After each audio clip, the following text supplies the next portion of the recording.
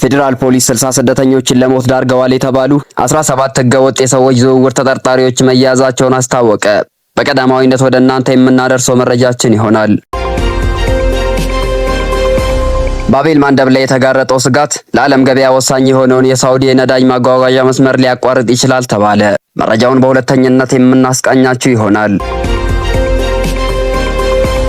4 ልጆቻቸው በእስራኤል የተገደሉባቸው ኸሊል አልሃያ የሐማስ ጠቅላይ መሪ ሆኑ። ሌላኛው ወደ እናንተ የምናደርሰው መረጃችን ይሆናል። ውድ የኢንፎ ሚዲያ ተከታታዮቻችን አብራችሁን ስትቆዩ እነዚህንና መሰል መረጃዎችን ታዳምጣላችሁ።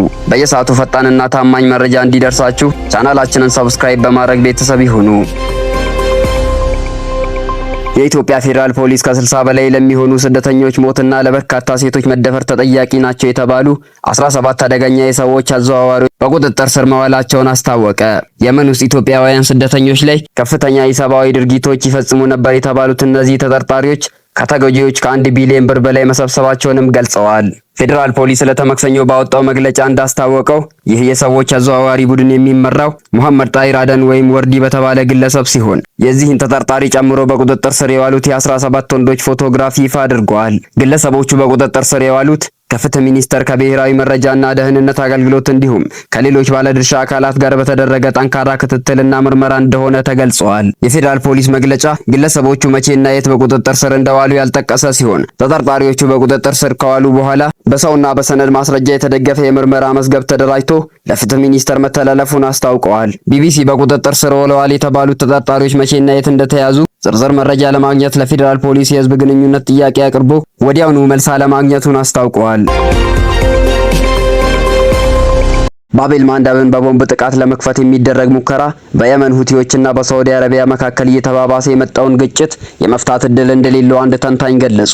ባቤል ማንደብን በቦምብ ጥቃት ከፍቶ ማለፍ ይቻላል ካላችሁኝ አይመስለኝም። ይህን ማድረግ ቢቻል ኖሮ በአሁኑ ወቅት በሆርሙዝ ሰርጥ ላይ የምናየውን አይነት ውጥረት ባልተፈጠረ ነበር። በተለይም ደግሞ ከሆርሙዝ ይልቅ እጅግ አደገኛ በሆነውና ደህንነቱ ባልተጠበቀው ባቤል ማንደብ ላይ እንዲህ አይነት ሁኔታ ባልተፈጠረ ነበር ሲሉ የሮያል ዩናይትድ ሰርቪስ ኢንስቲትዩት ከፍተኛ ተመራማሪ ሚካኤል ስቴፈንስ ተናግረዋል። ሁቲዎች በባቤል ማንደብ በኩል የሚደረገውን እንቅስቃሴ ለማገድ ያወጡት መግለጫ ተግባራዊ ከሆነ ሳውዲ አረቢያ በያምቡ ተርሚናል በኩል ለዓለም ገበያ የምታቀርበውን ነዳጅ የሚያጓጉዘው የምስራቅ ምዕራብ መስመር ይቋረጣል። ከዓለም ትላልቅ የነዳጅ አምራች ሀገራት አንዷ ከሆነችው ሳውዲ አረቢያ ነዳጅ የሚያስፈልጋቸው በምዕራቡ ዓለምና በእስያ የሚገኙ ሀገራት ላይ ተጨማሪ ጫና ያሳድራል ተብሎ ይጠበቃል። ዶናልድ ትራምፕ የነዳጅ ዋጋ በበርሜል ወደ $70 እንዲወርድ ቢፈልጉ ያ የሚሆን ነገር አይደለም ሲሉ ስቴፈንስ ለአልጀዚራ ተናግረዋል። በየካቲት ወር አሜሪካና እስራኤል በኢራን ላይ ጦርነት ከጀመሩበት ጊዜ አንስቶ በርካታ ሀገራት የነዳጅ ክምችታቸውን በከፍተኛ ሁኔታ ስለተጠቀሙበት ተጨማሪ የኢኮኖሚ ችግሮች ሊከሰቱ እንደሚችሉ ስቴፈንስ ገልጸዋል።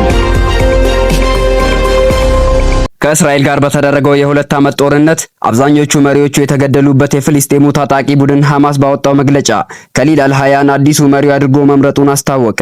አዲሱ መሪ እስራኤል በጋዛ ላይ መጠነ ሰፊ ጥቃት ባካሄደችበት ወቅት የተገደለውን የሃያ ሲንዋርን የሚተኩ ናቸው። ከስደት በኋላ በጋዛ የነበረውን ንቅናቄ እየመሩት ያሉት ኸሊል አልሃያ ከ3 ዓመታት ገደማ በፊት ከእስራኤል ጋር ከተጀመረው አውዳሚ ጦርነት በኋላ ወደ መሪነት የመጡ አክራሪ አቋም ያላቸው የቡድኑን አባላት የሚወክሉ ተደርጎ ይታያሉ። ሃያ የአንዋር ሲንዋር የቅርብ አጋር የነበሩ ሲሆን ኢራን ውስጥ በእስራኤል ከተገደሉት የቡድኑ የፖለቲካ መሪ እስማኤል ሃኒያ ጋር የሚያያይዘውን ፖለቲካዊ መስመር የሚያስቀጥሉ ተደርጎ ይታሰባሉ። ሃያ የሐማስ ዋነኛ ተደራዳሪ በመሆን የቡድኑ ልዑክ ያደረገውን ቀጥተኛ ያልሆነ የተኩስ አቁም ድርድር የመሩ ሲሆን በግብጽና በኳታር አማካኝነት ከአደራዳሪዎቻቸው ጋር በመገናኘት ዓለም አቀፍ እውቅናን አትርፈዋል። ከቅርብ ጊዜ ወዲህ ደግሞ የሐማስን የዲፕሎማሲያዊና የፖለቲካ እቅዶችን በመምራት የበለጠ ኃላፊነትን ይዘዋል። የ65 ዓመቱ ሃያ በዚህ ዓመት መስከረም ላይ በኳታር ዋና ከተማ ዶሃ ውስጥ የሐማስ መሪዎች ስብሰባ ላይ ያሉ ከተፈጸመው የእስራኤል የአየር ጥቃት የተረፉ ሲሆን በጥቃቱ ወንድ ልጃቸው 5 ዝቅተኛ ደረጃ ያላቸው የቡድኑ አባላትና የኳታር የጸጥታ ኃይል አባል መገደላቸው ይታወሳል። ኳታር ውስጥ የነበሩት የሐማስ መሪዎች ኢላማ የተደረጉት የጋዛውን ጦርነት የቀሰቀሰውን የቡድኑን ጥቃት በመምራታቸው እንደሆነ የእስራኤል ጠቅላይ ሚኒስትር በወቅቱ አሳውቀዋል። ለሰዓቱ ያዘጋጀናቸው መረጃዎች እነዚህን ይመስሉ ነበር። በሌሎች አዳዲስ መረጃዎች እስክንመለስ ሰናይ ጊዜን ተመኘን።